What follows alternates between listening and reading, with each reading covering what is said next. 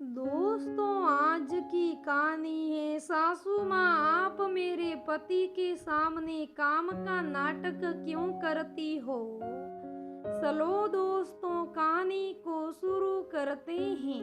शिल्पा की शादी को अभी कुछ ही दिन हुए थे। इन कुछ दिनों में ही वह अपनी सास को अच्छे से समझ गई थी। उसकी सास का स्वभाव उसके पति के सामने बहुत मीठा और पीछे से काफी कसौला था। उसे अपनी सास का ये दोगला व्यवहार बहुत ही अजीब लगता, लेकिन कहती भी किससे। पहले दिन से ही उसके पति ने उसे समझाते हुए कह दिया था कि देखो शिल्पा, मेरी माँ की पूरी सेवा करना। उन्होंने सदा काम ही किया है, भाभीियों के सामने भी उसे आराम नहीं मिलता है। दोनों ही भाभीियों ने खाना बनाने के अलावा माँ का कोई काम नहीं करती है। मैं नहीं चाहता कि तुम मेरी भाभीियों जैसी बनो। शिल्पा कुछ नहीं बोली, बस उसने सहमति से सिर हिला दिया। शिल्पा की दोनों जेठानियां उसी घर में अलग अलग मंजिलों पर रहती थी और उसका सुल्ला अलग था। दोनों का स्वभाव बहुत ही अच्छा था। दोनों जल्दी ही शिल्पा से घुल मिल गई। लगता ही नहीं था वह उसकी जेठानियां हैं। अलग होने के बाद भी वह शिल्पा की बहुत मदद करवाती हैं और जो कुछ भी अच्छा बनता अपनी सास को जरूर देती। उन्होंने कभी अपने मुंह से अपनी सास की बुराई नहीं की। उसके विपरीत शिल्पा की सास हमेशा उन दोनों की उठते बैठते बुराइयां करती रहती थी। जब शिल्पा का पति घर में होता तो शिल्पा के साथ मना करने के बाद भी काम में लग जाती और उसके जाते ही पूरा दिन घर से बाहर मोहल्ले भर में बातें करती घूमती रहती। हाँ, अपने बेटे के आने से पहले घर में जरूर आ जाती और फिर से उसका वही व्यवहार, घर में काम कराने का नाटक शुरू हो जाता। शिल्पा का पति कई बार अपनी माँ को कहता भी, माँ आप आराम करो, शिल्पा कर लेगी। तब वह बड़ी मीठी आवाज में उससे कहती, बेटा बहू अभी नहीं है, उसके खेलने खाने के दिन है, अच्छा नहीं लगता। अभी से उस पर घर की पूरी जिम्मेदारी डालना और मैं भी अभी इतनी बूढ़ी भी नहीं हूँ कि काम ना कर सकूं। शिल्पा को अच्छी तरह समझ आ गया था कि उसकी जेठानियां अलग क्यों हुई थी। एक दो बार उसने बातों ही बातों में अपने पति से इस बारे में बात भी करनी चाहिए तो वह नाराज होते हुए बोले, शिल्पा तुम पढ़ी लिखी होकर कैसे घटिया बातें कर रही हो। मैं अपनी माँ को तुमसे ज्यादा अच्छी तरह जानता हूँ। प्लीज आगे से उनके बारे में ऐसी कोई बात मत करना। इसलिए शिल्पा ने कहना ही छोड़ दिया। साल भर बाद ही शिल्पा ने प्यारी सी बेटी को जन्म दिया। शिल्पा की सास ने अपने बेटे से कहा, बेटा देख रहा है ना कि आजकल मेरी तबीयत सही नहीं रहती, घुटनों में भी दर्द है और ठंड का मौसम शुरू हो गया है, इसलिए बहू को अभी मायके भेज दे। जब बच्चा 1-1.5 महीने का हो जाएगा तब हम वापस बुला लेंगे, क्योंकि जच्चा और बच्चा को काफी देखभाल की जरूरत होती है। थोड़ी सी लापरवाही बच्चे को बीमार कर सकती है।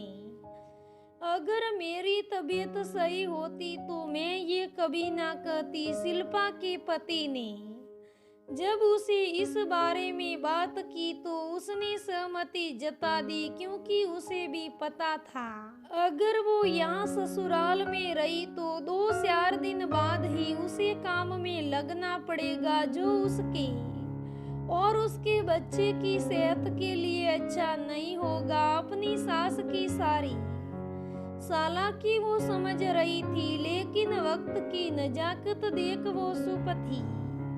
1.5 महीने बाद वो अपने मायके से वापस आ गई और आते ही उसने घर के काम शुरू कर दिए। अगले दिन सुबह उसके पति जब ऑफिस चले गए तो वह कपड़े धोने के लिए बाथरूम में जाने लगी। ये देख उसकी सास ने कहा, बहू ऐसा है, ठंड ज्यादा है, तू अपने और बच्चे के कपड़े धो लिया कर, अपने कपड़े में खुद धो लूंगी कहकर वह अपने कपड़े धोने लगी।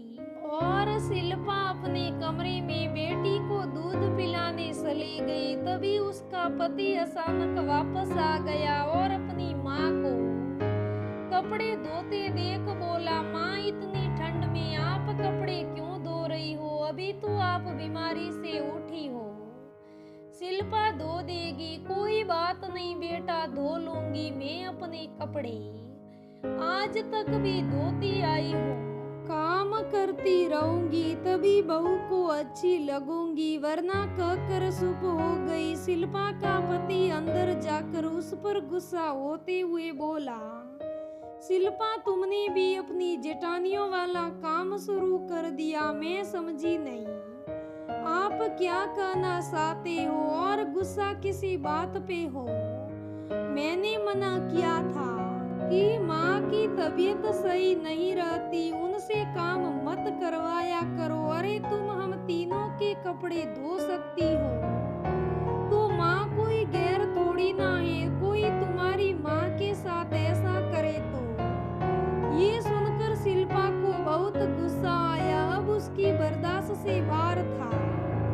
वो बाहर आई और अपनी सास से बोली, मम्मी सुबह आपने मुझसे क्या कहा था। सुनकर उसकी सास बात को बदलते हुए बोली, कोई बात नहीं बहू, नाराज मत हो, धो दूंगी मैं कपड़े, मैं ये बात नहीं पूछ रही हूँ आपसे, आज से पहले भी तो मैं आपके कपड़े धोती थी। आज सुबह आपने मुझसे क्या कहा कि सर्दी ज्यादा है, तू अपने और बच्चे के कपड़े धो लिया कर और अपने कपड़े में खुद धो लूंगी, बोलो यही कहा था ना।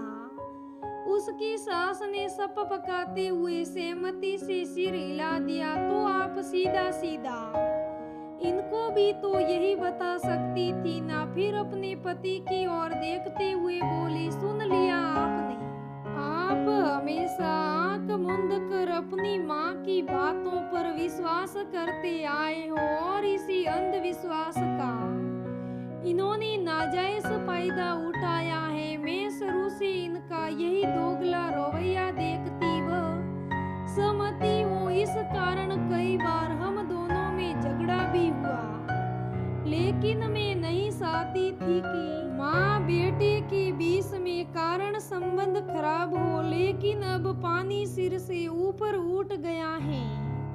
आज तक नहीं कहा और नहीं कभी आपने सुनना सा, लेकिन आज आपको सुनाना होगा। आपने एक दिन कहा था कि मेरी सोच घटिया है, लेकिन आज मैं कहती हूँ सोच मेरी नहीं आपकी माँ की घटिया है, जो आपके सामने काम करवाने का नाटक करती हैं और आपके जाते ही पूरा दिन बाहर रहती हैं। विश्वास ना हो तो अपनी माँ से ही पूछ लो। इनके दोगले व्यवहार के कारण आपकी भाभियां अलग हुई हैं और अगर इन्होंने अपना यही रवैया नहीं बदला तो माफ करना, मैं भी इनके साथ नहीं रह सकती। मुझसे घर के काम व इनकी सेवा से कोई गुरेज नहीं, लेकिन इनकी ऐसी ओसी हरकतें बर्दाश्त नहीं करूंगी। अब बेटे के सामने पोल खुल जाने पर शिल्पा की सास का चेहरा सफेद हो गया। उसका पति भी कुछ नहीं बोला और चुपचाप वापस चला गया। उस दिन के बाद शिल्पा के पति ने अपनी माँ की हिमायत लेनी छोड़ दी। शिल्पा की सास ने भी पूरी तरह तो नहीं पर कुछ हद तक अपनी इन ओसी हरकतों से तौबा कर ली। शिल्पा की सास ने अपने व्यवहार के कारण पहले ही 2 बेटों को दूर कर दिया था और